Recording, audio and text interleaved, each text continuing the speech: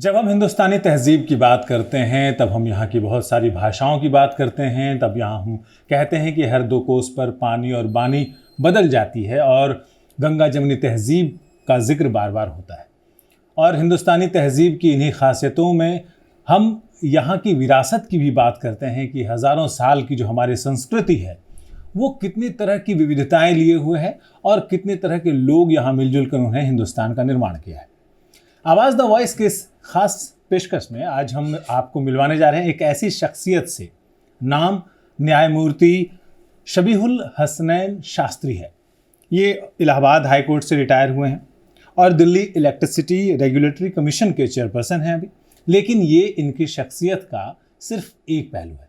संस्कृत के जाने माने विद्वान हैं और संस्कृत को लेकर के जिस तरह से पक्षधरता और बड़े जिम्मेदारी से, बड़े उत्तरदायित्व के साथ और जोर देकर अपनी बात कहते हैं, हम उस नज़रिए से इस बातचीत को आगे बढ़ाने वाले हैं। सर, आपका बहुत बहुत स्वागत है इस शो में और आवाज़ द वॉइस पर। बहुत धन्यवाद, बहुत धन्यवाद। सर, सबसे पहला सवाल जो मेरे मन में भी है और हमारे दर्शकों के मन में भी आएगा कि जस्टिस शबीहुल हसनैन तो ठीक है, शास्त्री कैसे नाम में जुड़ गया? ये प्रश्न मुझसे आज पहली बार आप नहीं कर रहे हैं। ये जहाँ भी मैं जाता हूँ सबसे पहला प्रश्न होता ही है।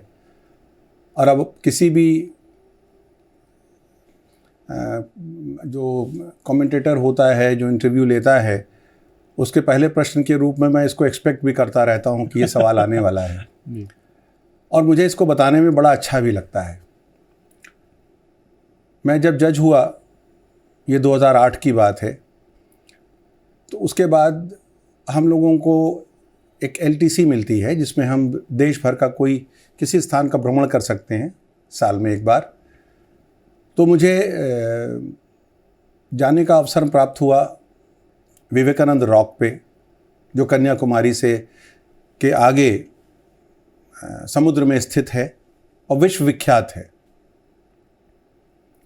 वहाँ पर जाकर मैं नीचे जो बिल्डिंग है उसके नीचे एक ध्यान का कमरा है। विवेकानंद से मैं बहुत प्रभावित हूँ, था भी और आज भी हूँ। मेरे विचार से भारत में श्रेष्ठ विचारकों में अगर पूछा जाए तो मैं उनको प्रथम स्थान पर रखता हूँ। मैं नीचे बैठा हुआ था और ध्यान में था। अचानक मुझे एक अनुभूति हुई और मैंने याद किया कि जब विश्व धर्म सम्मेलन में वो गए थे, शिकागो गए थे जी। तो वहाँ पर लगभग 7,000 लोग थे जो वर्ल्ड कॉन्फ्रेंस में आए हुए थे जी।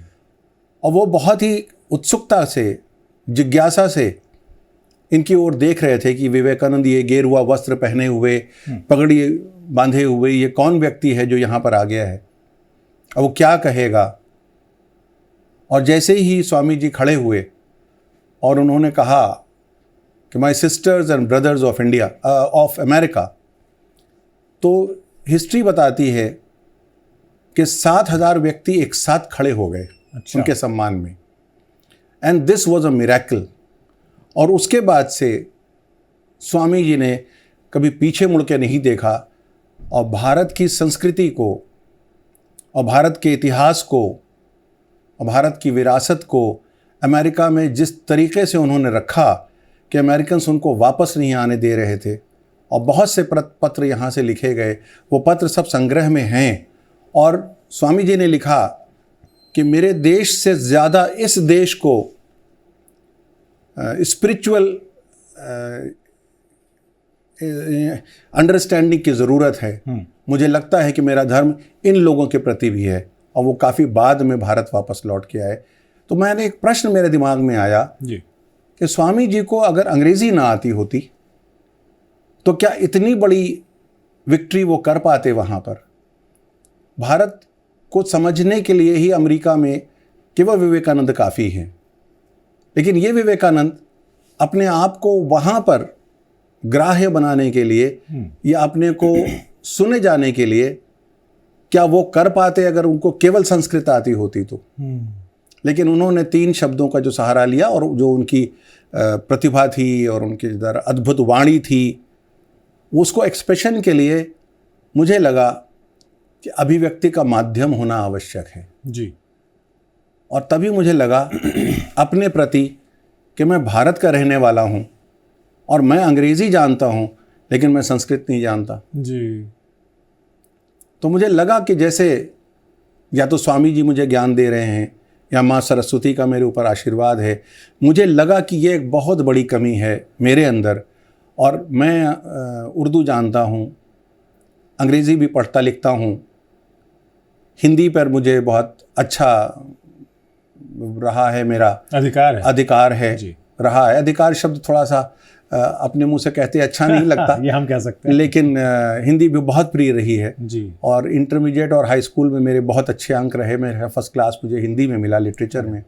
तो मुझे ये लगा कि अगर मैं संस्कृत जान जाऊं तो भारत की जितनी भी जो भी थाती है, जितना भी ज्ञान है, वो सबके दरवाजे मेरे ऊपर खुल जाएंगे जी। और जब वो खुल जाएंगे तो मैं एक सेतु का कार्य कर पाऊंगा।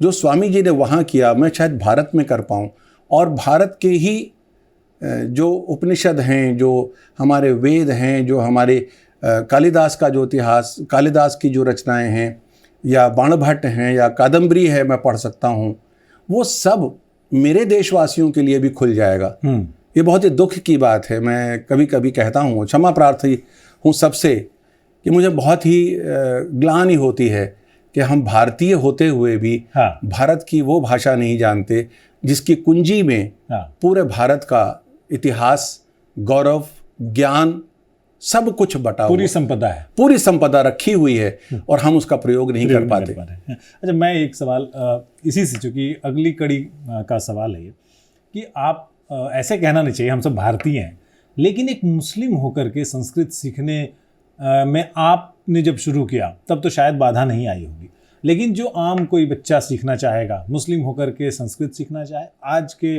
दौर में ख़ास तौर पर, या हिंदू होकर के उर्दू सीखना या फारसी सीखना चाहे, तो एक बाधा आती है। वो बाधा कैसे दूर भी की जा सकती है?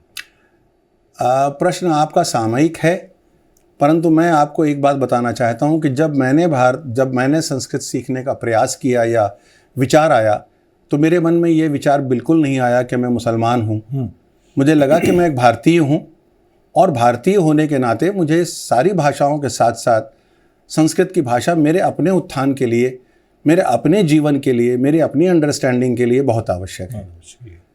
हाँ, अवश्य ये बात अवश्य है कि मुझको, मैं उस समय एक जज था और मुझे ये जो जस्टिस शास्त्री की जो आपने उपाधि कही है, ये 3 वर्ष का कोर्स होता है जी, जो अब इस गवर्नमेंट ने सबसे पहले जो national Sanskrit university, central university खोली है जो दिल्ली में स्थित है। तो पहले राष्ट्रीय संस्कृत संस्थान हुआ करते थे, 12 संस्थान थे पूरे इंडिया में। तो लखनऊ की राष्ट्रीय संस्कृत संस्थान से मैंने ये उपाधि प्राप्त करने का प्रयास किया था, लेकिन अंत में जब मैं तीसरा वर्ष था तब तक ये यूनिवर्सिटी बन गई और मुझे शास्त्री की उपाधि इस यूनिवर्सिटी ने दी है। परंतु ये 3 वर्ष का कोर्स मुझको 8 वर्ष लगे करने में। यहाँ पर ये बात आती है कि मेरे मुस्लिम होने में कितना बाधक ये था, क्योंकि इससे पहले मेरे परिवार में कभी किसी ने संस्कृत की कोई बात नहीं की थी। इसकी शब्दावली भी नहीं मालूम थी, ये कोई भाषा भी है, ये केवल कंपलसरी कोर्स जो 6th 7th 8th में हुआ करता था उसके आगे नहीं सीखा था। तो ये एक अचरज की बात थी मेरे परिवार के लिए, मेरे घर वालों के लिए, कि ये क्या कर रहे हैं आप, ये संस्कृत का क्या मतलब है, इसको सीख के क्या होगा। तो मैंने उनको बताया कि इसको सीखने के बाद मुझे रिटायरमेंट के बाद कोई नौकरी नहीं चाहिए। ये स्वांता सुखाय है, ये मेरे अंतरात्मा की आवाज़ है और मैं ये चाहता हूँ कि मैं संस्कृत सीखूँ तो मैं उन मुस्लिम्स को भी बता सकूँ कि तुमको क्या नहीं मालूम है, और मैं दूसरी तरफ उर्दू भी बता पाऊँ उन लोगों को जो उर्दू नहीं जानते हैं कि तुमको गालिब नहीं मालूम तो तुमने क्या खोया है। तो मैं ये चाहता था और आज भी चाहता हूँ और बड़े विनम्रता के साथ सबसे सारे भारतीयों से कहता हूँ, मैं हिंदू मुसलमान की बात नहीं कर रहा हूँ, मैं सारे भारतीयों से कहता हूँ और आपसे भी कह रहा हूँ जी कि अगर आपने भी संस्कृत नहीं पढ़ी है तो कृपया करके अपने लिए और अपने बच्चों को संस्कृत से अवगत कराइए। ये आपकी संपदा है, ये आपको मिलनी चाहिए, ये आपके धरोहर है, ये आपके घर में रखी हुई गड़ी हुई एक ऐसी पूंजी है जिसकी कुंजी नहीं मालूम आपको। गालिब और मीर का दीवान तो देवनागरी में मिल जाता है, नुक्ते के साथ, उर्दू के तलफ़ुज़ के साथ मिल जाता है जी। संस्कृत का साहित्य उर्दू में कितना है, इस पे हम लोग थोड़ा बात करेंगे क्योंकि इस पे हमारी ऑफ कैमरा चर्चा हुई है जी जी। लेकिन संस्कृत और फारसी के साहित्य में कुछ न कुछ तो साझा होगा जी, ये सवाल भी रहेगा। लेकिन मैं आज एक और, चूंकि सामयिक बात हम कर रहे थे, तो एक सवाल मैं पूछना चाहता हूँ कि आजकल का जो इंटेलेक्चुअल तबका है, चाहे वो किसी धर्म मजहब या किसी भी, वो क्या कहता है कि भारत का योगदान तो कुछ रहा ही नहीं है ज्ञान को लेकर के। दूसरी तरफ एक तबका जो कहता नहीं भारत तो जगत गुरु है। दोनों ही हम विचारों को तो संस्कृत साहित्य आपने बिल्कुल खंगाल दिया है, तो भारत विरासत के मामले में कितना कुछ दुनिया को दिया है इसने संस्कृत के हिसाब से, अगर आप कहें तो क्या सिर्फ कर्मकांडों की भाषा है संस्कृत या विज्ञान की? ये बहुत दुर्भाग्य की बात है कि इसको केवल कर्मकांड की भाषा समझा जाता है, और ये भी दुर्भाग्य की बात है कि इसका जो और साहित्य है वो इतनी सरलता के साथ अंग्रेज़ी में और हिंदी में उपलब्ध नहीं है। ये भी एक दुर्भाग्य की बात है कि कालिदास का पहला ट्रांसलेशन हिंदुस्तान के बाहर हुआ, और भी जो और ट्रांसलेशंस हुए वो पहले भारत के बाहर हुए और फिर भारत में उसका हम लोगों ने अनुसरण किया। तो ये बीच में जो अंग्रेज़ों का पीरियड रहा, उनको एक बात मालूम थी कि भारत में राज करने के लिए यहाँ की जो मूल भाषा है, जिसकी भाषा में यहाँ का ज्ञान है, और जो यहाँ की परंपराओं को और यहाँ के जो एक जोड़ने वाली भाषा थी, उन्होंने कहा कि इस भाषा को समाप्त करो, इस भाषा से भारत को विरक्त कर दो। तो जब भाषा चली जाएगी तो संस्कृति भी चली जाएगी। बेटे का पिता के ऊपर क्या अधिकार है, पिता का पुत्र पे क्या अधिकार है, ये राम की कथा से पता चलता है। लेकिन राम की ओरिजिनल कथा जब नहीं बता सकेगा कोई संस्कृत में, तो ये रिलेशंस भी टूटेंगे और हम वेस्ट के रिलेशंस लाने लगेंगे, जहाँ पर पिता 16 साल में बेटे से कहेगा अब तुम्हारी जिम्मेदारी ख़त्म हो गई, और वो कहेगा कि how and why should I go to the jungle if you have given some promise to someone. तो ये जो हमारी संस्कृति थी, जिसके ऊपर पत्नी अपने पति के पीछे पीछे जंगल चली जाती है राजकुमारी होते हुए भी, ये हमारी जो शक्ति थी, जो हमारे कैरेक्टर था, वो हमको सबको जोड़ता था। उसको हटाने के लिए अंग्रेज़ों ने संस्कृत को छिन्न भिन्न कर दिया और हम खुद भी भूल गए। तो ये जो जितना भी हमारा जो शास्त्र हैं और जितने भी उपनिषद हैं या नीति शतक हैं हमारे पास, भर्तृहरि का जी, ऐसे श्लोक हैं जो जीवन का निचोड़ देते हैं आपको। और ये सब देखिए कब है, अंग्रेज़ी बहुत बाद में आई, अंग्रेज़ों के आने के बाद यहाँ पर आई है जी। 1632 में मैकॉले ने आईपीसी ड्राफ्ट की है, और उसने अपने पिता को एक पत्र भी लिखा था कि मैंने यहाँ की संस्कृति को मिटाने के लिए, ये पत्र आप अगर चाहेंगे तो देखेंगे, अगर याद करेंगे तो ये पार्लियामेंट में एक डिबेट भी हुआ था इसके ऊपर जी, और ये बात बताई गई थी पार्लियामेंट में कि 1832 में जो लेटर था वो शायद वहाँ की लाइब्रेरी में मौजूद भी है। उसने अपने फादर को लिखा था कि यहाँ पर राज करने के लिए मैंने तय किया है कि यहाँ की भाषा को विलुप्त कर दूंगा। और मेरे 1862 में जब आईपीसी कंप्लीट हुई है, फिर उसने एक लेटर लिखा है, उसी के समय हो सकता है गलत हो, आगे पीछे एक लेटर लिखा है कि मेरा बोया हुआ पेड़ अब फल देने लगा है और भारतीय अपनी संस्कृति को भूलने लगे हैं। तो ये एक पूरी साजिश थी अंग्रेज़ों की जी, जिसको हम पकड़ नहीं पाए और भूलते चले गए। ये बहुत कम ट्रांसलेशन आपके सामने आ पाया है। मैं इसी से जुड़ा हुआ एक सवाल मेरे मन में अचानक आ गया कि जो हमारे संस्कृत साहित्य का या वेदों का जो ट्रांसलेशन हुआ है मैक्समुलर ने किया, तो क्या ऐसा हो सकता है कि जैसा आप कह रहे हैं कि साजिशन हुआ है या जानबूझकर, तो क्या अनुवाद में भी उन्होंने कुछ किया होगा, कुछ बदमाशी की होगी? मैक्समुलर के लिए तो हिस्ट्री में है, और मैक्समुलर ने खुद ही बताया है कि ओरिजिनली उसको हायर किया गया था वेदों के मिस रिप्रेजेंटेशन के लिए, मिस ट्रांसलेशन, ऐसा गलत किया जाए कि जिससे इंडिया को कन्फ्यूजन हो जाए। और बाद में जब उसने पढ़ा उसको, तो वो इतना मंत्रमुग्ध हो गया कि उसने उस पैसे को वापस कर दिया। अच्छा। और उसने कहा कि मैं सही ट्रांसलेशन करूँगा। टिप्पणियाँ की हैं उसने, जो उसने जो टिप्पणी लिखी है वो सत्य पे आधारित है। वो इतना मंत्रमुग्ध था भारत के लिए कि उसने मना कर दिया कि मैं ये नहीं करूँगा। प्रयास तो हुआ था। जी, प्रयास किया गया था। अच्छा, मतलब ठीक है। ये भारतीय यूरोपीय भाषाएं जो हम लोग कहते हैं, या इंडो यूरोपियन लैंग्वेजेस कहते हैं उसको अंग्रेजी में, एक भाषा जो हम फारसी कहते हैं और एक भाषा जो संस्कृत है। आप दोनों के जानकार हैं, तो मैं दोनों में कितनी साम्यता है, कितनी समानता है? देखिए, ऐसा है कि मैं संस्कृत तो थोड़ा बहुत जानता हूँ, लेकिन पर्शियन मैं नहीं जानता। उर्दू मैं ज़रूर जानता हूँ। हाँ। लेकिन पर्शियन, जर्मन और संस्कृत, इसमें बताया जाता है जैसा मेरे गुरुओं ने बताया। और तो उनके अनुसार बहुत से शब्द हैं जो जर्मनी में जैसे फादर है, पर्शियन में पदर है, अंग्रेजी में ब्रदर है, हमारे यहाँ भ्राता है। इसी तरह से मदर है, हम पर्शियन में मादर है, हमारे यहाँ मातृ है। हाँ। इस तरह के बहुत से शब्द हैं, पूरी शब्दावली एक मिलती है जो ये सब आपस में एक दूसरे से बहुत जुड़े हुए हैं। पर्शियन में मैं एक पुस्तक सामने रखे हुए हूँ, ये संस्कृत साहित्य में रहीम। हाँ। अब्दुल रहीम खान खाना, जो कि अकबर के पीरियड में थे, ये संस्कृत के बहुत बड़े विद्वान थे। और न केवल विद्वान थे संस्कृत के, लेकिन इनका ज्योतिष में बहुत अधिकार था। अच्छा। और इन्होंने एक नई बरवै छंद, जो जिसमें बाद में तुलसीदास जी ने बहुत रचना की है, हाँ। बरवै छंद रहीम का दिया हुआ है। अच्छा। और रहीम और तुलसी में बड़ी मित्रता थी, और अक्सर रहीम तुलसीदास ने पत्र भी लिखे हैं जो रिकॉर्ड में हैं, अवेलेबल है। तो रहीम ने संस्कृत में रचनाएं की हैं? रहीम ने संस्कृत में बहुत सी रचनाएं की हैं। ये पुस्तक मेरे सामने रखी है, और खेत कौटुकम करके उनका एक पूरा संग्रह है, जिसमें उन्होंने विचित्र बात की है। उन्होंने एक लाइन, एक पंक्ति संस्कृत की है, दूसरी पंक्ति पर्शियन की है। अच्छा। इस प्रकार की भी रचनाएं हैं। हाँ, आपको मैं जी। और उसके अंदर मैं थोड़ा सा ही पढ़ूंगा इस समय। एक मेरे सामने ये एक पद है जो मैं आपके सामने रखता हूँ।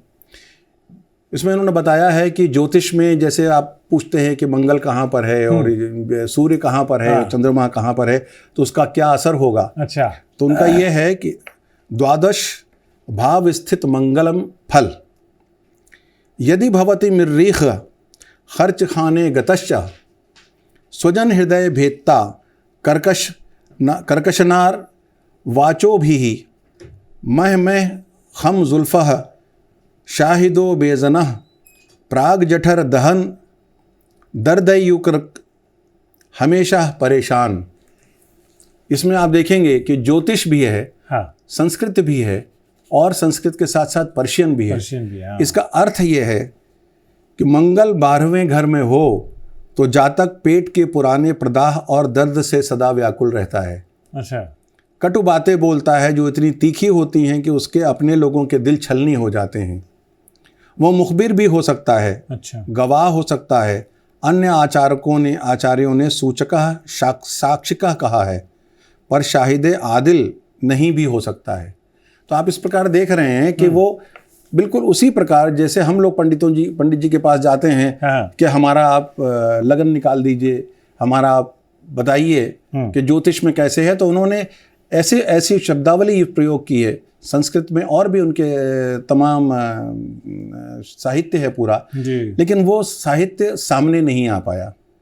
इसी प्रकार साहित्य में दाराशिकोह का बड़ा भारी स्थान है जी। उन्होंने एक उनकी रचना है मजमुल बहरैन, जिसका ट्रांसलेशन मजमुल बहरैन के वो समुद्र मंथन अच्छा के रूप से है वो। तो उसमें बहुत कुछ है, बहुत बड़ा ट्रांसलेशन है, लेकिन ये सब सामने नहीं आ पाया। और सामने ना आ पाने के कारण ये भ्रांति हो गई कि ये केवल कर्मकांड की भाषा है। कर्मकांड की भाषा है। और इसलिए जो नई पीढ़ी है वो ये समझती है कि जब मेरे यहाँ पुत्र का जन्म होगा तो मैं एक पंडित जी को बुलाऊंगा जो कुछ मंत्र पढ़ेंगे, उससे उसकी शुद्धि हो जाएगी। या मेरे पिताजी की मृत्यु होगी तो मैं एक पंडित जी को बुलाऊंगा। हाँ। या मेरे ऊपर कोई कष्ट होगा तो मैं पंडित जी को बुलाऊंगा। ऐसा नहीं है। भारत में की सबसे सशक्त भाषा है। हाँ। संस्कृत बहुत ही सशक्त भाषा है। इसके अंदर बहुत साहित्य है। आप कालिदास को पढ़ें, आप बाणभट्ट को पढ़ें, आप भास को पढ़ें। बहुत पहले इसमें नाटक भी लिखा गया है। हाँ। मृच्छकटिकम 4th सेंचुरी BC का है। अच्छा। मृच्छकटिकम, उसके ऊपर फिल्म भी बन चुकी है जी, जिसमें कि वो उसका ट्रांसलेशन था, हिंदी में है। इसी प्रकार से लोक साहित्य बहुत है, लेकिन लोक साहित्य कभी सामने नहीं आता। हम जब दुख की बात है या विस्मय की बात है कि अब जो साहित्य आ भी रहा है वो भी शास्त्रों पर ही आधारित है। हाँ। जो हम वहाँ पर देखते हैं, या जो अंग्रेजी बुक स्टॉल्स पे देखते हैं, या आप यूनिवर्सल में देखेंगे, या आप एयरपोर्ट पे देखेंगे, तो वो भी सारी कथा धर्म पर आधारित हैं। तो उससे वो विश्वास बढ़ता चला जाता है कि केवल ये धार्मिक भाषा है। देववाणी तो ये है ही, उससे कोई इनकार नहीं है। जी। लेकिन उससे क्या होता है कि जब कोई नया लड़का देखता है तो वो सोचता है कि ये किताब खरीद लूं और जाके अपने दादाजी को दे दूंगा, वो प्रसन्न हो जाएंगे। वो कभी ये नहीं सोचता है कि ये मेरे लिए भी हो सकती है। क्योंकि लोक साहित्य जितना है जी, इस पे प्रोफेसर राधा वल्लभ त्रिपाठी जी ने बहुत बड़ा काम किया है। और उन्होंने जितनी भी लोक साहित्य है, जिसमें हल चलाने से लेकर मौसम के बारे में और खेती के बारे में, वर्षा के बारे में पूरा साहित्य है कि गरीब किसान कैसे रहता है, गरीब किसान के ऊपर बीतती क्या है, वो एक बड़ा अच्छा अंश है उनका। मैं समय लाया नहीं हूँ जी, जिसमें वो बताते हैं कि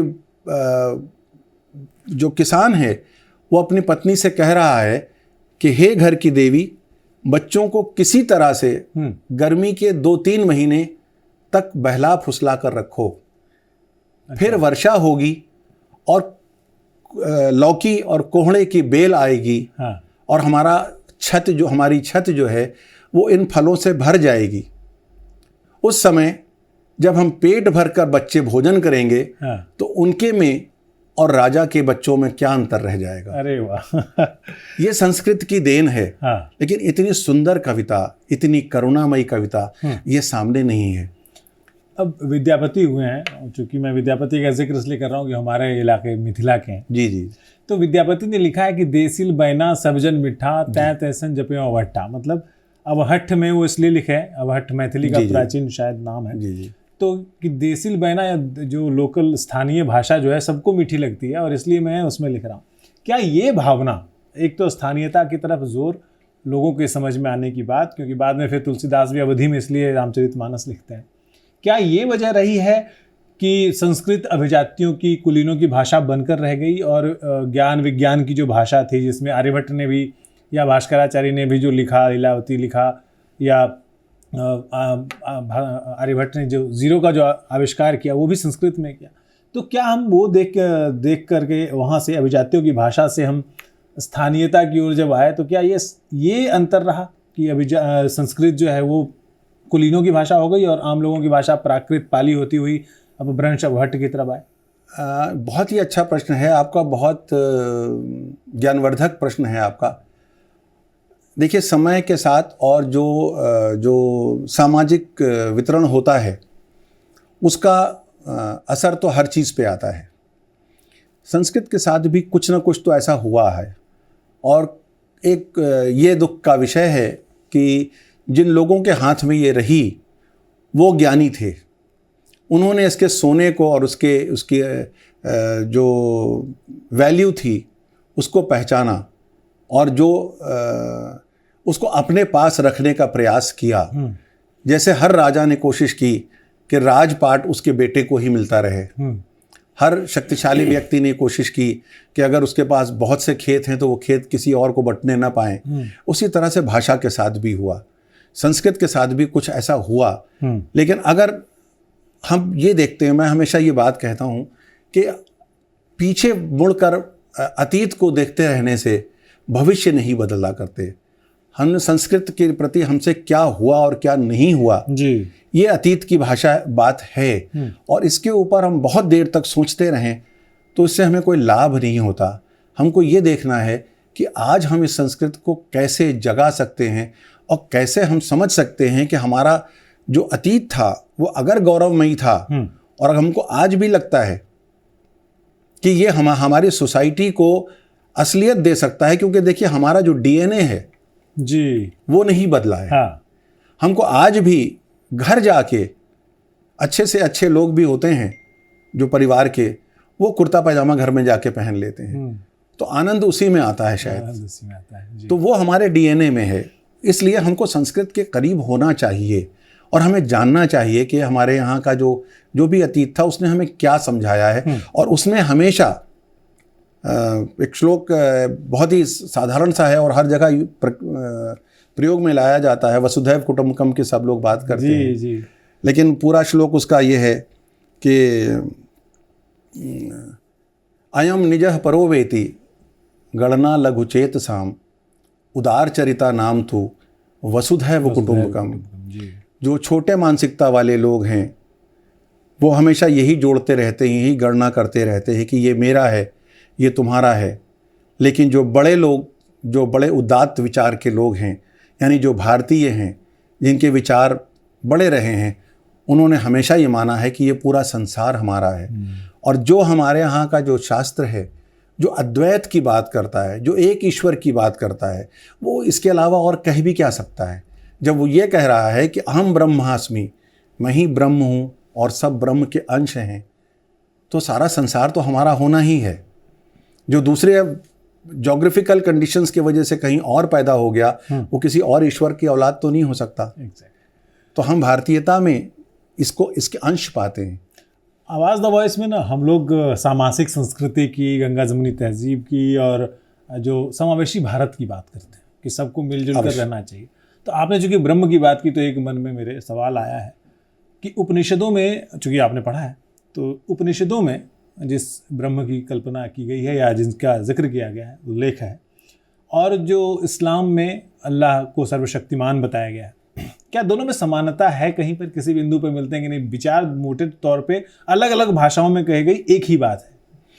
देखिए, ये एक ऐसा विषय है कि इस पे मैं कोई टिप्पणी नहीं करना चाहता हूँ क्योंकि जहाँ भी कोई बात धर्म की आ जाती है जी, तो वो फिर जो लोग धार्मिक ज्ञानी हैं या जो लोग उस पर अथॉरिटी रखते हैं वही बात करें तो अच्छा है। हाँ। लेकिन मैं ये केवल कहना चाहता हूँ कि मैं भाषा पे ही वापस आता हूँ जी। और मेरा एक बहुत ही विनम्र निवेदन है सबसे कि भाषा को भाषा रहने दें, भाषा को धर्म से ना जोड़ें। भाषा का जो ह्रास हुआ है वो इसलिए भी हुआ है कि हम ये मानने लगे कि उर्दू मुसलमानों की भाषा है, संस्कृत हिंदुओं की भाषा है। भाषा केवल अभिव्यक्ति का माध्यम होती है। अब अगर हम ये मान लें कि उर्दू मुसलमानों की भाषा है और संस्कृत हिंदुओं की भाषा है, तो अंग्रेज़ी किसकी भाषा है? आज पूरे विश्व में या हमारे भारत में भी आधे से ज़्यादा काम अंग्रेज़ी में हो रहा है। मैं बहुत ही विनम्रता के साथ ये कहना चाहता हूँ कि इवन संस्कृत यूनिवर्सिटी के पत्र भी इंग्लिश में जाते हैं और यूजीसी में भी कार्य जो है वो इंग्लिश में होता है। यूनिवर्सिटीज़ में, विश्वविद्यालयों में भी कार्य अंग्रेज़ी में होता है। तो वो किसकी भाषा है? वहाँ तो वीसी हिंदू भी हो सकता है, कभी मुसलमान भी हो सकता है। तो अंग्रेज़ी सार्वभौमिक भाषा हो गई। एक बात मैं यहाँ पे हमेशा कहता हूँ कि अंग्रेज़ बहुत चतुर था। उसने अपनी भाषा को कभी अंग्रेज़ों की भाषा नहीं बनाई। उसने A for apple, B for bat रखा, सी फॉर कैट रखा। उसने कभी नहीं कहा कि अंग्रेज़ी पढ़ने से पहले तुमको होली मैरी के नाम की कसम खानी पड़ेगी, लेकिन उर्दू पढ़ने वालों को हम कहते हैं बिस्मिल्लाहिर्रहमानिर्रहीम कहो, तुरंत वो भाषा धर्म से जुड़ जाती है जी। तो ये जो जाने अनजाने हमसे ये त्रुटि हुई है, कोई जान के नहीं हुई, लेकिन ये सामाजिक जो मानसिकता थी उसके कारण हो गया। लेकिन हम मेरा ये बहुत ही विनम्र निवेदन है कि भाषा को हम केवल भाषा के रूप में रखें। देखिए, अंग्रेज़ों ने आपको अंग्रेज़ी पढ़ा दी जैक एंड जिल से, आप उसके बाद शेक्सपियर पढ़ने लगे, आप उसके बाद ब्लेक पढ़ने लगे, आप लिटरेचर तो वहीं से लेके आएंगे। आप संस्कृत पढ़ा दीजिए, उसके बाद पुराण तो वो पढ़ेगा ही, भगवत गीता के अलावा और कहाँ जाएंगे। आपको मिलेगा तो सब कुछ साहित्य वहीं से, आपको लालित्य मिलेगा तो कालिदास में मिलेगा।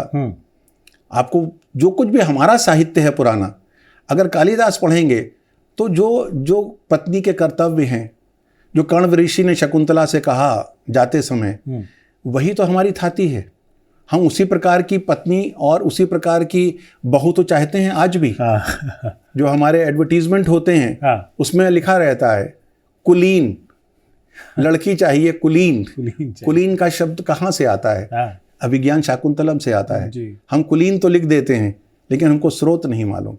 तो भारत की भाषाएं और उनके जो मैं ये हमेशा कहता हूं कि जो छोटे छोटे श्लोक हैं उनका प्रयोग हमें घर में करना चाहिए। अच्छा, जैसे मैंने एक जगह और भी कहा था कि बहुत छोटे श्लोक हैं जो जिसके लिए संस्कृत जानने की बहुत गहरी आवश्यकता नहीं है। जैसे काका कृष्णा, पिका कृष्णा। कृष्णा मतलब काला, ये सब जानते हैं। कौवा काला होता है, पिका मतलब कोयल, कोयल भी काली होती है। को भेदो पिक काकयो, कोयल और कौवे का भेद हम कैसे बता पाएं? वसंत समय प्राप्ते, जैसे ही वसंत समय आता है दोनों बोलते हैं और पता चल जाता है कि ये कोयल है और ये कौवा है। अब कितना सिंपल है, कितना सादा है, लेकिन हम ये बच्चों को जैक एंड जिल तो सिखाते हैं, ट्विंकल ट्विंकल लिटिल स्टार सिखाते हैं, रटा देते हैं, और जैसे ही कोई आता है उससे कहते हैं बेटा जैक एंड जिल सुनाओ। हम ये काका काका पिका पिका नहीं सिखाते। तो ये त्रुटि हमारे पार्ट पे है, इसका धर्म से कोई संबंध नहीं है। से कोई संबंध नहीं है जी। ये मैं ये सवाल असल में पूछना चाहता था और इन्होंने जवाब पहले दे दिया था। मेरा सवाल यही था कि नैतिक ज्ञान जो है उसको इस पीढ़ी को जो रील्स में उलझी है, जो 3 सेकंड का अटेंशन स्पैन देती है किसी वीडियो को लेकर के, और जिसके लिए नैतिकता, जिसके बारे में न्यायमूर्ति हसनैन साहब ने पहले भी बात की, उसको संस्कृत के या ऐसे जो हमारे श्लोक हैं उनके ज़रिए हम अपनी परंपराओं से, अपनी जड़ों से जोड़ सकते हैं। आप कुछ कहना चाह रहे हैं शायद? नहीं, बहुत छोटे से श्लोक कुछ है मेरे पास। जी प्लीज़ आप बताइए हमें। जो कि मैं चाहता हूँ कि ये रोज़मर्रा इस्तेमाल हो सकती है। सुखार्थना कुतो विद्या, जो सुख चाहता है उसको विद्या कैसे मिलेगी? विद्यार्थिना कुता सुखम, जो विद्यार्थी है उसके भाग्य में सुख नहीं हो सकता। ये रोजाना की बात है। हम सब बच्चों को मार पीट के कहते हैं if you don't work you will never succeed, लेकिन हम ये नहीं कहते सुखार्थना कुतो विद्या। अगर हम ये कहें तो उसको श्लोक भी मालूम होगा और संस्कृत की थाती भी उसके पास रहेगी। ये छोटे छोटे श्लोक हैं, ये बहुत प्रयोग होता ही रहता है। स्त्रिया चरित्रम पुरुषस्य भाग्यम, देवो न जानाति कुतो मनुष्य। स्त्री का चरित्र और पुरुष का भाग्य तो देवताओं को भी नहीं मालूम है, मनुष्य क्या बता सकता है। तो इसमें देखें आप, नीति भी है, भारतीयता भी है, और हम इस प्रकार से संस्कृत को बढ़ा भी सकते हैं। मैंने एक सुझाव भी दिया था पहले और मैं आज भी कहता हूँ इसको कि हमें चाहिए कि हम आर्चीज़ में जैसे आप जाके देखें तो अंग्रेज़ों ने क्या किया, इंटेलिजेंटली उन्होंने पहले तो वो कार्ड मिला करते थे आपको वहाँ पर, हैप्पी बर्थडे।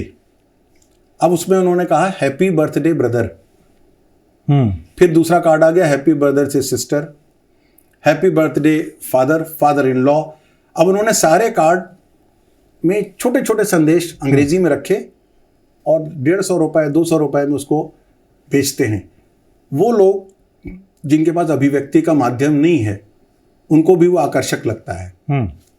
और आप देखिए कि कितने बच्चे हैं, यंगस्टर्स हैं आजकल, हर चीज़ में तमाम तरह का I love you, I like you, may you succeed in the exam, get well soon, तमाम तरह के कार्ड आपके पास पहुंचते रहते हैं। कॉन्ग्रेचुलेशंस ऑन योर सक्सेस, ये छोटे छोटे कार्ड हैं। हम इस तरह के छोटे छोटे संदेश संस्कृत में बनाकर और अगर उसको सब्सिडाइज करके आर्चीज़ पे ही रखें, नीचे ट्रांसलेशन हो एक लाइन का, पिता पुत्र को कह रहा है कि बेटा तुम सफलतापूर्वक इम्तिहान दो, और उसको यही कार्ड उसको 20 रुपए में मिल सकता है जिसके लिए वो 250 रुपये खर्च कर रहा है, उसको हम थोड़ा सा पैकेजिंग कर दें तो हम संस्कृत को धीरे धीरे पढ़ा सकते हैं। When it will catch the fancy of the youngsters, तब संस्कृत बढ़ेगी।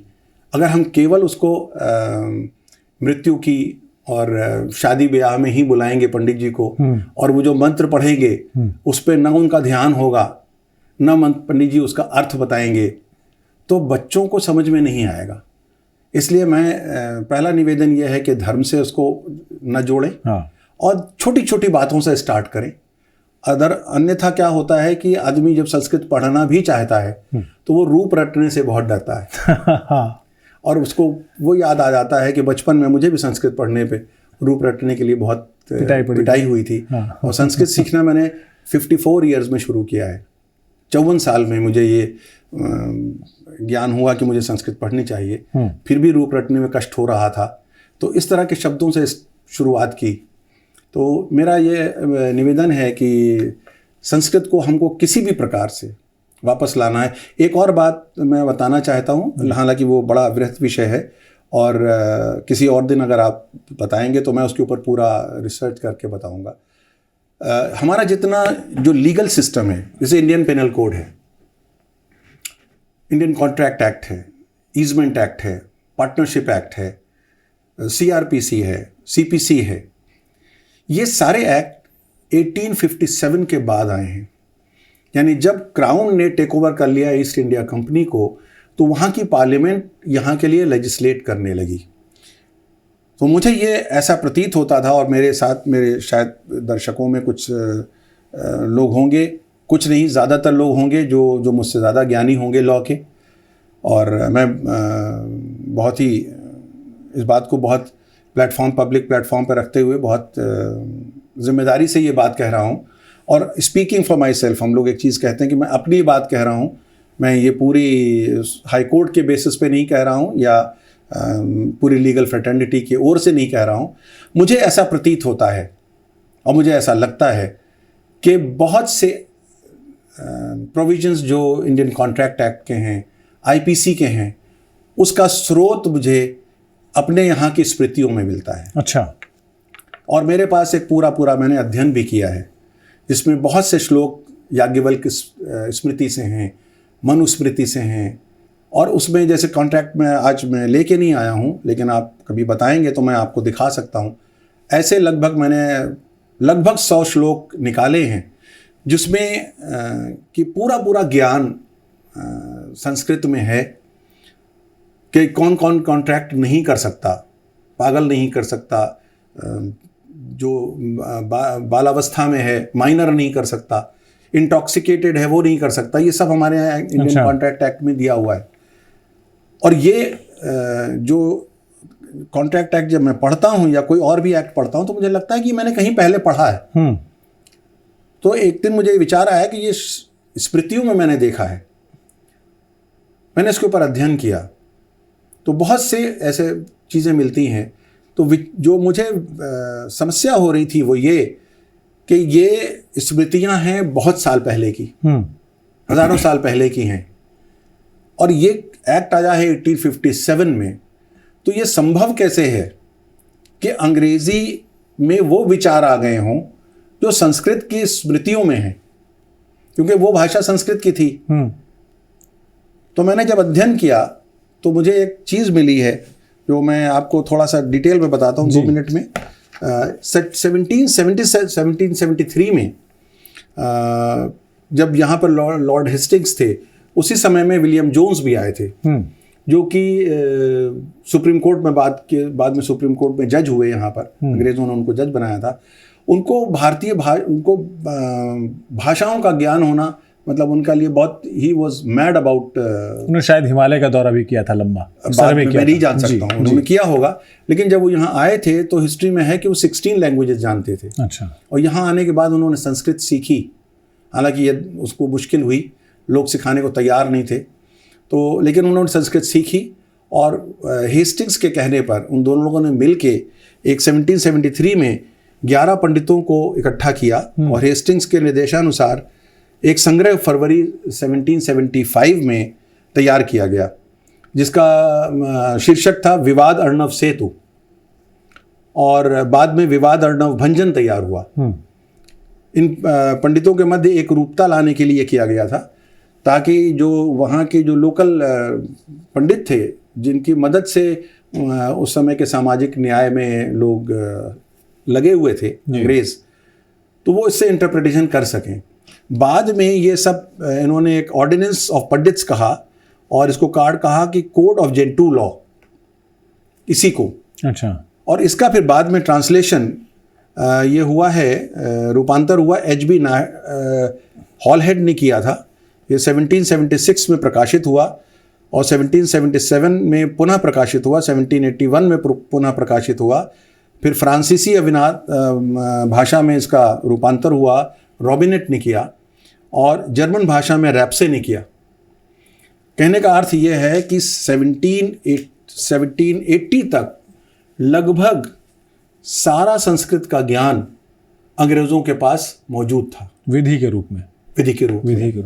और इसका उसका प्रयोग अगर उन्होंने यहाँ के एक्ट्स बनाने में किया हो तो आश्चर्य की बात नहीं है। मेरे पास इस समय इतना मटेरियल नहीं है कि ये इसका जो भी मैटर है वो इंग्लैंड में अवेलेबल है। मैंने उनको अप्रोच भी किया था, तो वहाँ पर पता चला कि एक पेज का अबाउट 100 पाउंड्स उसका देखने का वो मांग रहे थे। तो मेरे पास इतना महंगा था तो मैं कर नहीं पाया। लेकिन भविष्य में शायद मैं इसको स्थापित कर पाऊँ कि हमारी ही थाती थी, जो हमारा ही यहाँ का जो ज्ञान था, उसको रीपैकेज करके अंग्रेजों ने अपना माल बनाकर हमारे ही घर पे, जैसे वो हमारे दार्जिलिंग चाय को वो ले जाते जैसे उन्होंने योग को योगा बना दिया और लंदन टी बना के पेश किया, लंदन टी पे बना। इसी तरह से स्मृति का ज्ञान हमारे सामने एक्ट के रूप में आया। न्याय व्यवस्था में संस्कृत और किस तरह से वो अंग्रेज़ों के जरिए वापस हमारे पास आया है, हम इस पर एक अलग से पूरा कार्यक्रम न्यायमूर्ति शबीहुल साहब के पास करेंगे जी। और लेकिन एक और हम इनको छोड़ेंगे नहीं, और हम एक और पूरा एपिसोड करेंगे अब्दुल रहीम खाना के संस्कृत की जो रचनाएं हैं उन पर। तो ये आपका वादा आपको करना होगा ऑन कैमरा। मैं चाहूँगा संस्कृत के लिए कभी भी उसके प्रचार प्रसार के लिए मैं सतत प्रयासरत भी रहता हूँ, और ये आपका अधिकार है।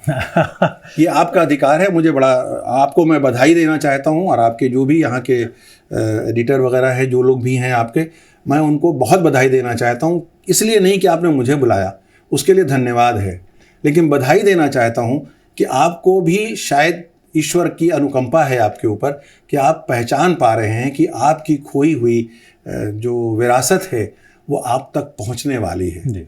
और ऐसा होगा तो मैं समझता हूँ कि ये ईश्वर का आपके ऊपर आशीर्वाद है। ये आशीर्वाद जो है वो आपकी जिम्मेदारी है कि आप अपने बच्चों तक भी पहुँचाएं, जो हमारी विरासत है, जो कई हज़ार सालों का जो जमा किया हुआ ज्ञान है, जो सिर्फ कर्मकांडों की भाषा नहीं, जैसा जस्टिस हसनैन बार बार कहते हैं कि हमारी जो थाती है, हमारी जो विरासत है, वो बच्चों तक पहुँचनी चाहिए। वो संस्कृत का ज्ञान सभी धर्मों से परे होकर के सभी भारतीयों को जानना है, और सिर्फ संस्कृत ही नहीं, जो उर्दू और फ़ारसी नहीं जानने वाले लोग हैं उनको उर्दू और फ़ारसी भी सीखनी है। ये भी वादा उन्होंने हम लोगों से लिया है, और मैं सीखने वाला हूँ, आप भी सीखें। बहुत बहुत शुक्रिया हमारे साथ जुड़ने के लिए न्यायमूर्ति हसनैन। और आपके साथ जैसा आपने वादा किया है, हम 2 और एपिसोड करेंगे अलग अलग विषयों पर, और आप बुलाएंगे मैं अवश्य उपस्थित होऊंगा यहाँ पर। मेरा अहोभाग्य होगा मैं अगर ऐसा कर सकूँगा। तो इस कार्यक्रम में आज इतना ही।